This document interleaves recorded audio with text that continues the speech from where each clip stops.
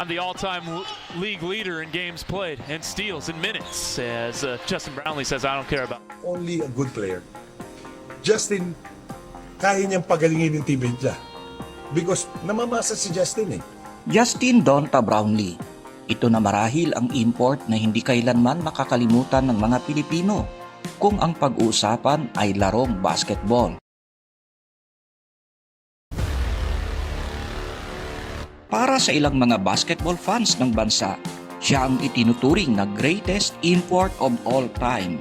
Pero para sa marami, siya ay hindi lang basta isang import. Sa puso ng maraming mga Pilipino, siya ay isang bayani. Dahil sa makailang ulit niyang binitbit ang bandila ng Pilipinas sa iba't ibang mga international tournaments. Pero sino nga ba siya?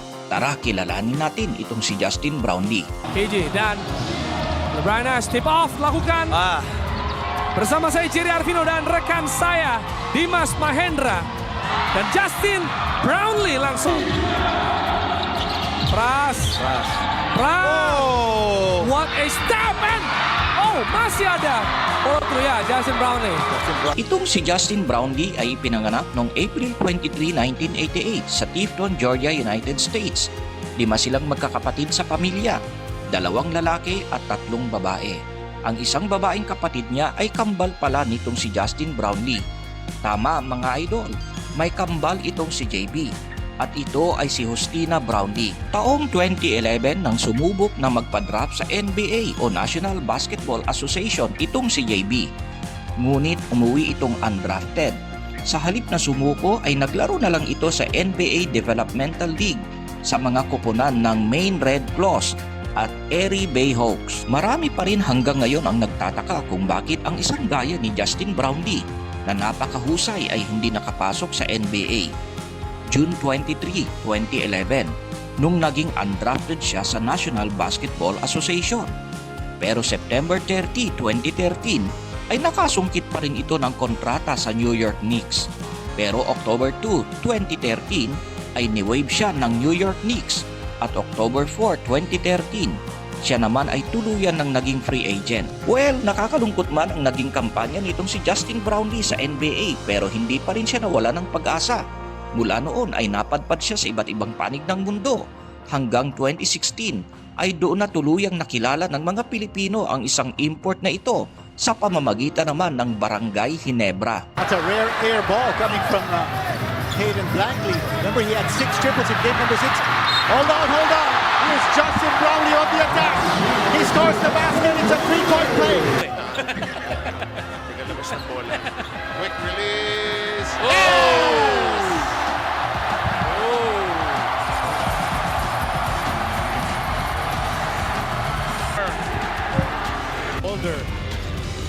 Field goal. Mula sa nasabing taon ay pinangunahan niya sa PBA itong Barangay Ginebra sa 6 conference titles o championships. Pero liban sa PBA ay nakilala din itong si Brownlee sa ASEAN Basketball League sa ilalim naman ng Alab Pilipinas. 2017 to 2018 ay pinangunahan niya ang Alab Pilipinas sa kampyonato. Taong 2019 ay nagawan din niyang bigyan ng kampyonato itong Al Riyadi Club Beirut sa Lebanese Basketball League. Nakapaglaro din siya sa iba't ibang panig ng mundo kagaya ng Mexico, Italy, France at maging sa United Arab Emirates. Pero ang isa sa mga highlight ng karera nitong si JB ay noong ginawaran ito ng naturalized citizenship ng ating pamahalaan upang pangunahan ang Gilas Pilipinas. Mula sa pagiging naturalized player niya ay nabigyan niya tayo ng gintong medalya sa nagdaang Southeast Asian Games at maging sa Asian Games. Napag-usapan din lang ang Asian Games ay ito naman ang isa sa hindi makakalimutang pagsubok na dumaan dito kay Noipi. Gaya kasi ng alam ng lahat, matapos masungkit ng Pilipinas ang gintong medalya sa Asian Games ay hinabol tayo ng organizer nito at itong si JBD Umano ay gumamit daw ng illegal substance na maituturing ding isang uri ng ipinagbabawal na gamot. Nagulantang ang maraming mga basketball fans dito sa Pilipinas. Sa labis na pagkakagulat, ang iba pang mga fans ay nawalan pa ng tiwala dito kay Justin Brownlee. Ang ilan naman ay naging basher pa niya. Actually, dumating pa nga sa isang punto ayon mismo kina Coach Tim Cone at Al Francis Chua ay ayaw sanang magbalik na ng Pilipinas nitong si JB dahil sa sobrang na-discourage ito sa mga kaganapan. Para naman kasi sa kanya ay hindi naman talaga siya gumagamit ng ipinagbabawal na gamot. Ito rin ang pahayag ng SBP noon. Kumbaga, na-detect lang ng Asian organizer ang painkiller na iniinom noon nitong si JB habang kasadsaran ng Asian Games. Sa pananaw o paniniwala ng maraming mga basketball observers at maging ng mga fans, ay pinalaki lang talaga ng bansang China ang nasabing issue upang magbakasakali na bawiin ang gintong medalya sa Pilipinas at ibigay sa kanila. Dahil maging ang bansang Jordan na nakalaban ng Pilipinas sa finals noon ay may isa rin di umano na player na gumagamit din ng illegal substance. Pero nabigo itong bansang China. Nabigyan lang ng suspension itong si Noipi at nanatili pa rin ang gintong medalya sa Pilipinas. Si Christian Hardiger, and look! They're running! Spectacular defense on one end, stopping C-Stan in transition on the other. So far here in the second, he has scored 8 as Brownlee. At dahil naman sa pakiusap ni na Coach Tim Cone at Al Francis Chua, ay nakumbinsi nila itong magbalik Gilas Pilipinas at bilang isa ring import ng Barangay Ginebra.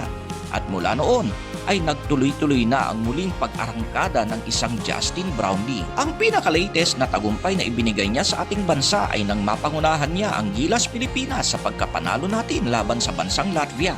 Makasaysayan ang pagkapanalong ito ng Pilipinas dahil ayon mismo sa FIBA ay ito pa lang ang kauna-unahang pagkapanalo ng Pilipinas sa isang European team sa loob ng 64 na taon. Ang pagkapanalo din ito ng Gilas kasama na ng pagpasok natin sa semifinal round ng nagdaang Olympic qualifying tournament ay sapat na para magbunyi ang mga Gilas Pilipinas at muling hangaan itong si Justin Brownlee. Wala kasing nag-akala na may kakayahan pala tayo na makasabay sa mga European teams na yan kung may maayos lang na naturalized player at mahusay na coach sa katauhan naman nitong si Coach Tim Cone.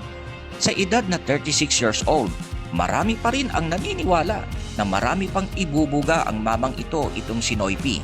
Para sa pananaw ng marami, natupad sa kanya ang kasabihang kalabaw lang ang tumatanda. Paano kasi ay halos di pa rin nagbabago ang laruan o galawan nitong si JB sa kabila ng kanyang edad. Sa katunayan, magpahanggang ngayon ay siya pa rin ang naturalized player na markado ng iba't ibang mga national teams hindi lang sa Asia, kundi ngayon maging sa Europa. Pero liban sa husay niya sa paglalaro, ang higit sa lahat na hinangaan sa kanya ng mga kapwa niya mga players, mga basketball fans at ng mga coaches ay ang husay niya sa pakikisama. Ito na atang import na hindi marunong makipag-away, nagagalit man minsan bilang bahagi rin ng laro, pero hindi nakikipagbasag ulo, walang topak ika nga. Hindi tulad ng ibang typical na imports. At higit sa lahat ay kitang-kita ng maraming mga basketball fans kung paano niya niyakap ang kulturang Pilipino, kung paano niya minahal at ipinaglaban ang bansang Pilipinas. Kaya maraming man na-import sa kasaysayan ng bansang Pilipinas na kahit sabihin pa nating singgaling o mas mahusay pa dito kay JB.